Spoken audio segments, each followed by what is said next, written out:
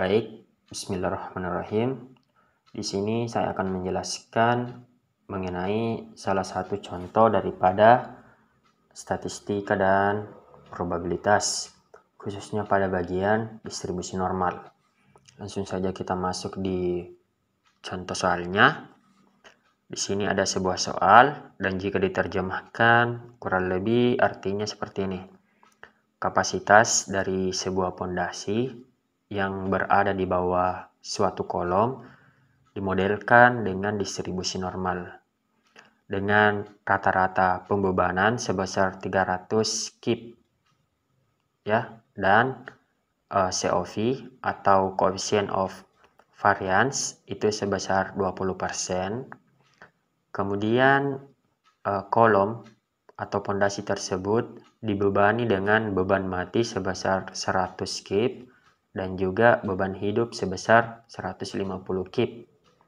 Nah, pertanyaannya, calculate probabilitas daripada kegagalan pondasi tersebut di bawah beban mati saja atau di bawah beban hidup saja. Kemudian yang kedua, hitunglah probabilitas kegagalan dari pondasi di bawah dead load dan live load atau kombinasi daripada dua beban tersebut. Kemudian pertanyaan yang ketiga, jika probabilitas kegagalan dari pondasi tersebut dibatasi sebesar 0,01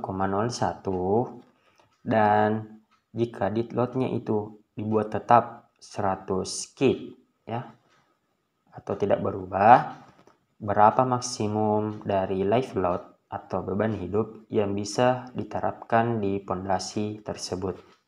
Oke, untuk menjawab ketiga soal ini kita akan mulai bahas ya. Kita mulai dari langkah awalnya dulu. Dari soal kita ketahui nilai min atau rata-ratanya itu sebesar 300 kip ya. Di sini bisa dilihat with a mean of 300 kip ya. Kemudian bisa disimpulkan dengan mu. Kemudian COV atau coefficient of variation di sini and a COV of 20% ya. 20% itu setara dengan 0,2. Sehingga kita cari standar deviasinya.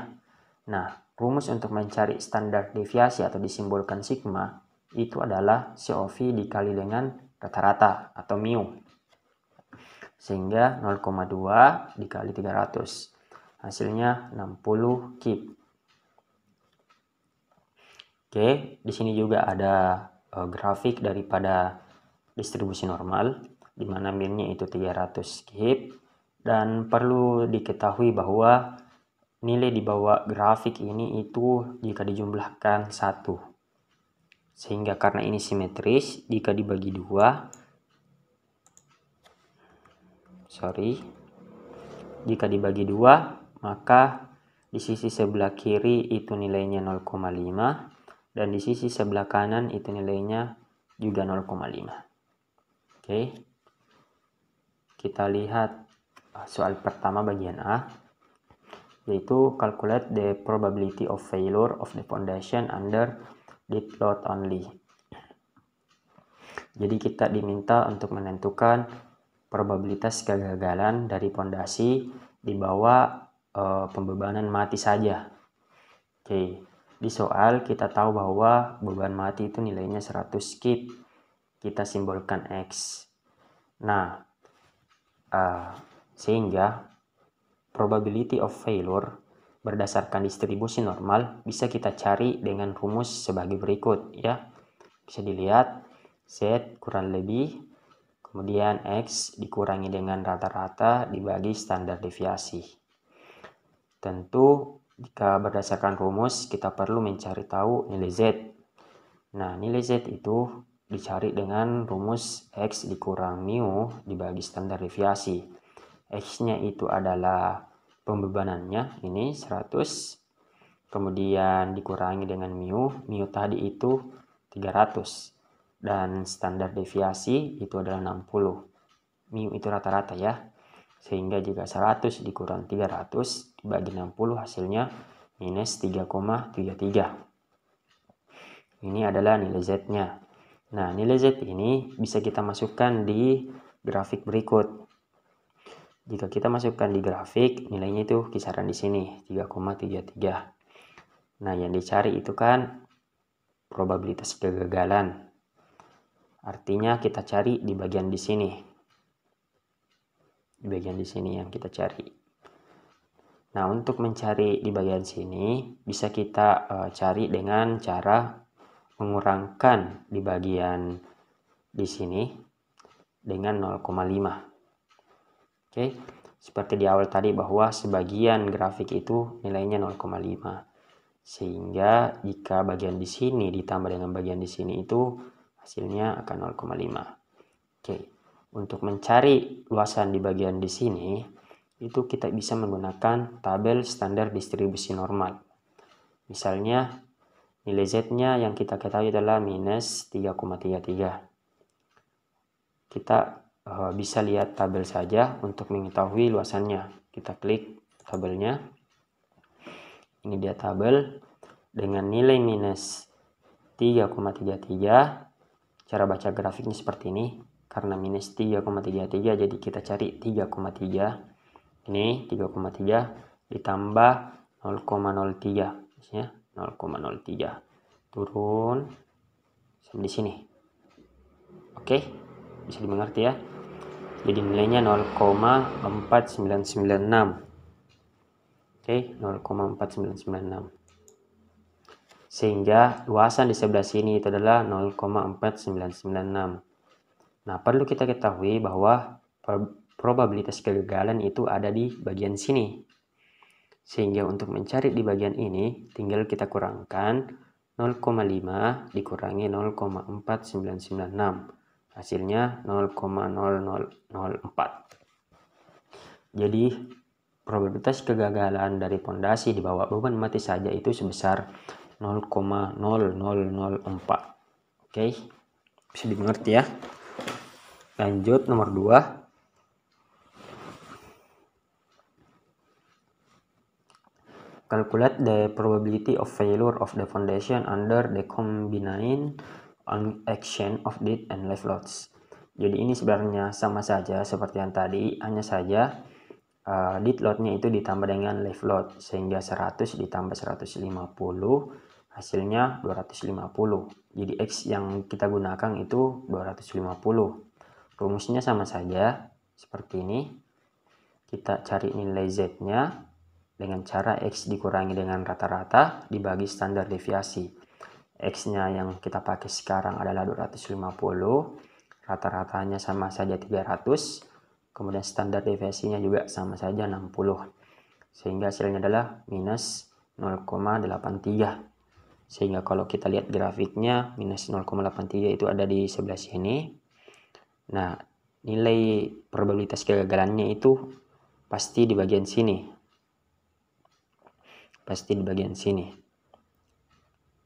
Nah, cara mengetahui luasan di bagian sini, kita cari dulu luasan di bagian sini dengan melihat tabel distribusi normal. Kita lihat untuk nilai Z sama dengan minus 0,83. Kita lihat tabelnya. Jadi 0,83 ya, jadi 0,8 dengan 0,3 nih, 0,3, 0,8 ya. 0,8 tambah 0,003. Hasilnya 0,2967. Oke. 0,2967. Kita kembali. Sehingga untuk nilai Z minus 0,83, luasan di bagian sini itu 0,2967. Nah, untuk mencari luasan di bagian sini tinggal kita kurangi 0,5. 0,5 dikurang 0,2967 hasilnya 0,2033. Sehingga probabilitas kegagalan dari pondasi di bawah kombinasi dead load dan live load adalah 0,2033. Untuk teman-teman yang bertanya kenapa dikurangi 0,5, sudah dijelaskan di awal kalau grafik ini jika kita hitung di bagian bawahnya itu luasannya 1. Karena simetris, maka ketika kita bola tengah ini, luasan di sebelah kiri itu adalah 0,5 dan luasan di sebelah kanan itu adalah 0,5. Tanda minus ini hanya menyatakan kalau itu berada di sebelah kiri. Seperti itu ya.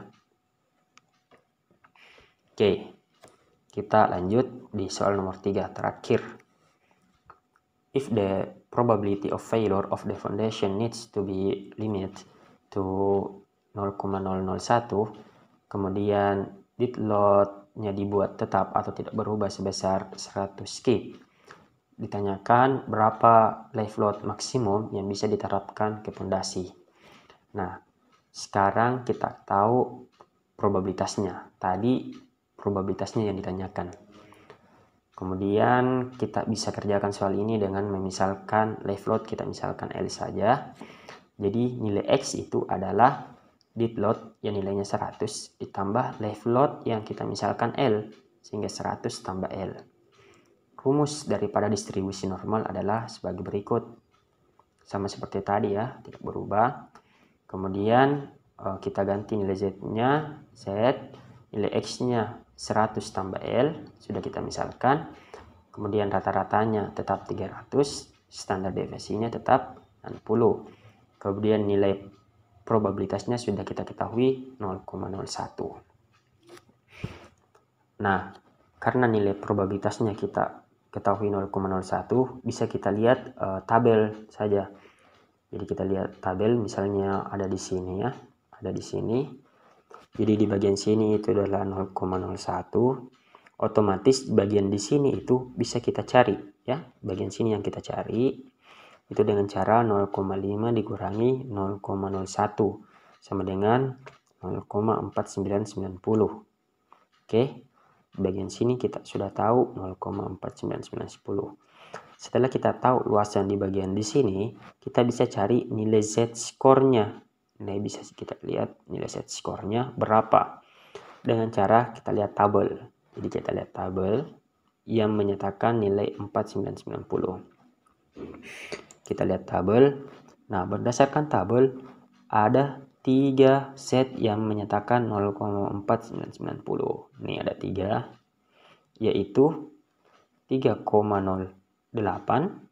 kemudian 3,09 dan 3,10 ya. Jadi ada 3 angka. Kembali, karena ada 3 angka yang menyatakan, maka kita cari yang memberikan nilai maksimum ya. Kita cari yang memberikan nilai maksimum. Nah, di sini bisa dilihat nilai Z-nya adalah minus 3,08, nilai Z-nya adalah minus 3,09, nilai Z-nya adalah minus 3,10 ya. Kita cari yang memberikan live load maksimum. Tinggal dikali ya, ini dikali, ini juga dikali, kemudian ditambah 300 dan dikurangi 100. Sehingga dari ketiga nilai Z tersebut yang memberikan nilai live load terbesar adalah 15,2 KIP atau nilai Z score minus 3,08. Oke. Jadi the maximum amount of live load that can be applied to the foundation adalah 15,2 kip. Oke, jadi sudah. Jadi apa kesimpulannya yang bisa kita dapat? Yang pertama, jika beban yang bekerja pada pondasi berupa beban mati sebesar 100 kip, maka probabilitas kegagalannya adalah 0,004 ya. Kemudian jika beban yang bekerja berupa beban mati dan beban hidup sebesar 250, maka probabilitasnya adalah 0,2033. Jadi semakin tinggi beban yang diberikan, maka probabilitas kegagalannya juga akan semakin meningkat. Pastinya dong ya. Dan yang terakhir, jika probabilitas kegagalannya itu sudah diketahui dan dibatasi, maka beban maksimum yang bisa diterapkan atau dipikul oleh pondasi adalah beban yang menunjukkan Z-score yang terkecil. Oke, sampai di sini bisa dipahami. Dari saya cukup sekian. Terima kasih.